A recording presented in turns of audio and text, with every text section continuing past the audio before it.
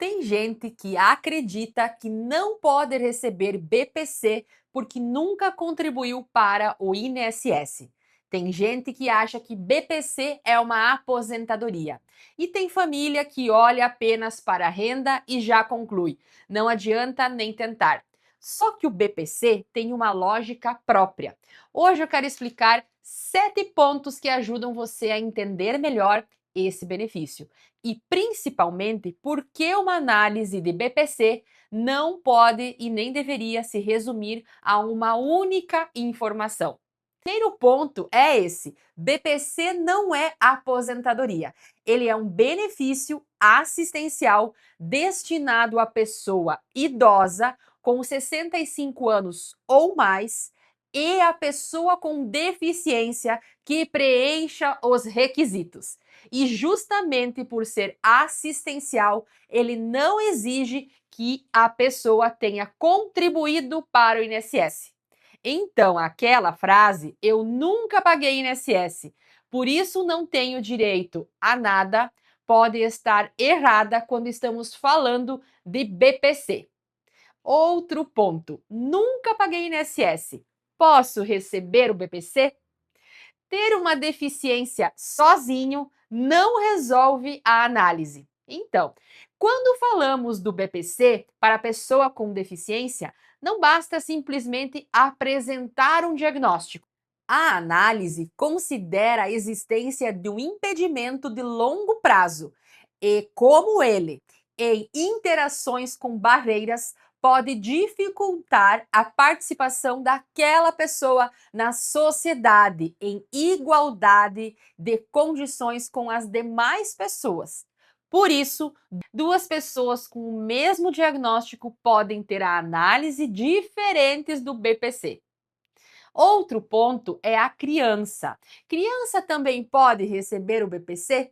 Essa dúvida aparece bastante. Para o BPC da pessoa com deficiência, não existe uma idade mínima, ou seja, uma criança pode sim preencher os requisitos.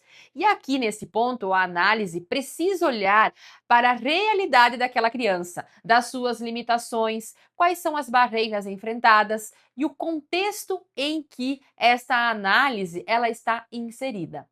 Então, assim, o BPC ele não é só para adulto. Outro ponto importante é a renda. A renda ela é importante, mas a análise não deve parar apenas numa conta que a gente faz na cabeça. O que acontece? Esse talvez seja um dos pontos que mais geram confusão nesse benefício. Qual seja a situação econômica da família, porque essa análise é fundamental para o BPC. Mas antes de alguém concluir sozinho que a renda passou do limite e por isso não tem o direito, é preciso entender corretamente quem integra o grupo familiar, quais são os rendimentos que entram na análise e as particularidades daquele caso. É justamente aqui que uma análise individual faz toda a diferença. Então, a renda da família, quando ela passou um pouco de limite, cuidado. Esse caso precisa de uma análise mais criteriosa e mais minuciosa, de forma individual mesmo. O cadastro único faz parte dos requisitos administrativos do BPC e ele precisa ser atualizado. Mas atenção, estar inscrito lá no CAD único sozinho não significa que o benefício está garantido. Ele é uma parte do processo, ou seja, o BPC envolve outros requisitos que também precisam ser analisados. Ou seja, gente, ter cadastro único, CAD único, não significa automaticamente ter direito ao BPC. O BPC não tem as mesmas regras de uma aposentadoria. É verdade. Como o BPC e a aposentadoria são benefícios diferentes, os critérios também são diferentes.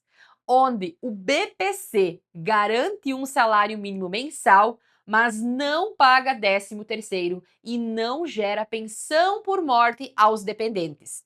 Por isso, é tão importante saber exatamente qual benefício está sendo analisado. Depois de tudo isso, talvez fique mais fácil perceber por que eu sempre digo que o BPC não deveria ser analisado olhando apenas para um lado ou fazendo uma conta rápida. Porque existe a pessoa, existe a deficiência ou a idade e existe a realidade familiar. Existem documentos para analisar, existem, cada caso tem as próprias barreiras, existem regras específicas que precisam sim conversar com toda a história daquela pessoa. E essa é a visão completa que permite uma análise previdenciária mais individual e responsável. Então, antes de entender sozinho se você tem ou não direito ao BPC, procure entender a sua situação por inteiro, por completo. Aqui no canal, nós vamos falar cada vez mais sobre o BPC, a aposentadoria da pessoa com deficiência, auxílio acidente e outros direitos previdenciários de uma forma mais simples, mas sem tratar os assuntos complexos como se todos fossem iguais. Se esse conteúdo realmente foi útil para você, acompanhe nossos próximos vídeos. Eu me chamo Daiana Daniel, sou advogada e sócia aqui do Daniel e Klafke Advogadas. Nosso escritório hoje atende de forma online para onde você estiver, de qualquer estado do nosso país ou então fora do país. E o nosso escritório também atende clientes que procuram de forma presencial.